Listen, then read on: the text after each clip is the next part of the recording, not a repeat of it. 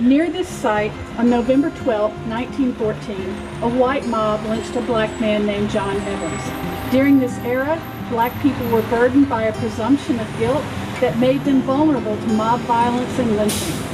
Mr. Evans arrived in St. Petersburg from Tomalin, Florida, and worked for a white man, Edward Sherman. When Mr. Sherman was later found dead and his wife was reportedly assaulted, suspicion was directed at Mr. Evans. Without formal charges, trial, or conviction of Mr. Evans, a white mob kidnapped him from a rooming house and tortured him in a wooded area before throwing him in the St. Petersburg jail. Father, we're thankful and grateful, even for the dark moments in our lives, the dark moments in our history.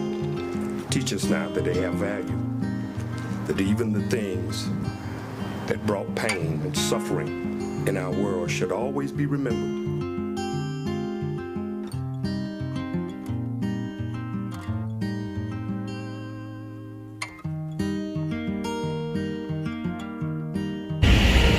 He died in a very horrible and brutal manner, mainly because he was accused of a crime that he said he did not commit, and in spite of denying his commission of the crime, he was dragged over here by a crowd and strung up to a light pole. How do you welcome people to the site of tragic horror?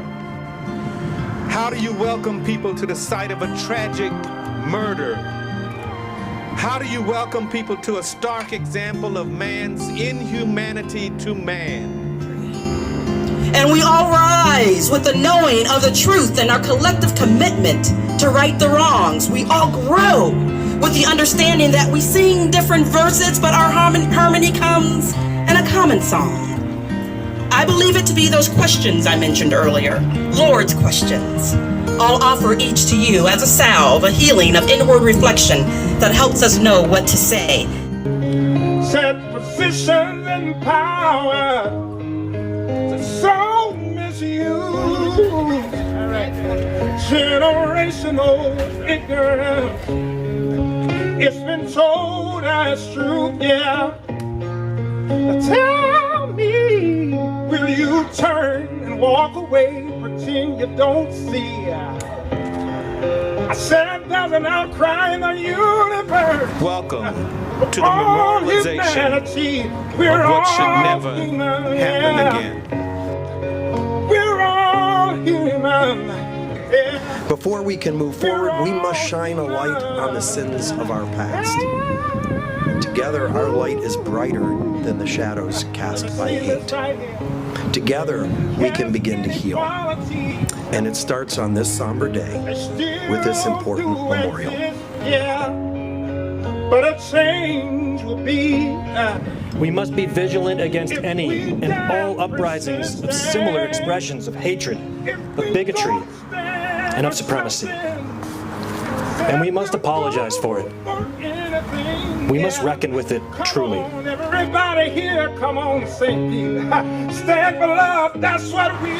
James Baldwin said, not everything that is faced can be changed, but nothing can be changed until it is faced. This memorial today helps us bring the present and the past and the future all together to say never again. All humanity, we're all human. We're all human. We're all human. I said we're all human. Thank you, everyone watching from home this memorial service today. We appreciate you being there. We particularly would like to thank the Equal Justice Initiative, the City of St. Petersburg, Florida, the Raise Rowdies Foundation, and the Foundation for a Healthy St. Pete for helping us bring this project to fruition. Thank you.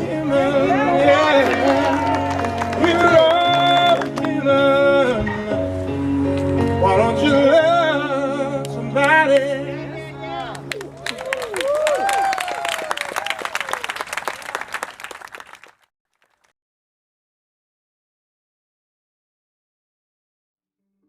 Can Can you tell me, what does this memorial mean to you personally?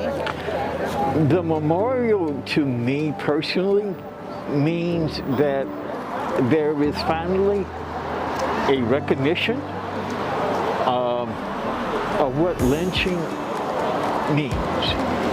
My name is Brian Ald. I'm president of the Tampa Bay Rays, vice chairman of the Tampa Bay Rowdies. Thank you. And our foundation supported this memorial, obviously. Yes, thank you so much for your involvement and your support of our marker today. Can you tell me, for you personally, and then also as for a community, what do you feel that this marker means for us? Well, as I tried to allude to in my remarks, I think we too frequently gloss over the worst parts of our history, and in doing so, we fail to learn from those mistakes. And if ever there's been timely reminders of the need to continue to fight racism and white supremacy, and to recognize how bad things can go if we aren't vigilant about it, lately has been that time. And so this is a particularly timely moment for us to do this, and of course it means a great deal to me that our organization is able to support it and to ensure that the history doesn't leave us, because for too long we've tried to gloss over these kinds of things.